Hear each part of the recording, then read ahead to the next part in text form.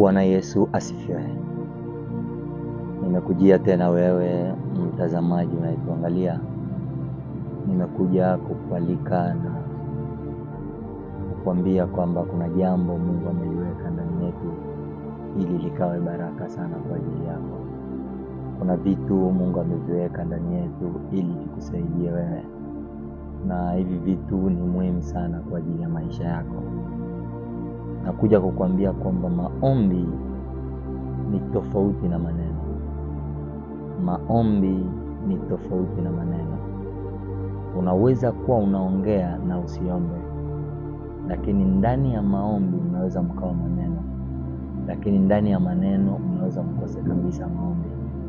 Watu wengi tunaongea na hatuombi.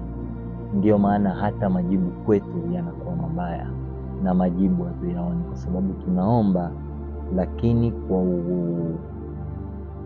kiundani au ukweli wa mambo ni kwamba tunaongea wakati wa kuomba na wala hatuombi. Wacha nikukaribishe kwenye kipindi ambacho tumeanza rasmi, ambacho tutaanza Jumapili. Na kipindi hichi wewe unayetufuatilia kupitia mtandao, namba ya simu iliyopo chini ya skrini yako, andika maombi matatu. Andika maombi matatu ambayo utaituma kwenye hii namba. Unaandika jina lako, unaandika maombi yako, afu unamalizia na wapi uko sehemu gani. Baada ya hapo utaiunganisha maombi yako na sadaka yako, afu tutaingia kwenye maombi. Tutaanza Jumapili hii ya tarehe 3 mpaka Jumapili ile ijayo. Naamini Mungu atakutendea. Kabla hatujafika Jumapili ile ijayo, ni lazima utaona majibu ya maombi yako. Usipuuze, na kama ukipata nafasi, jiunganishe na hichi kitu ili kikawe msaada kwenye maisha yako.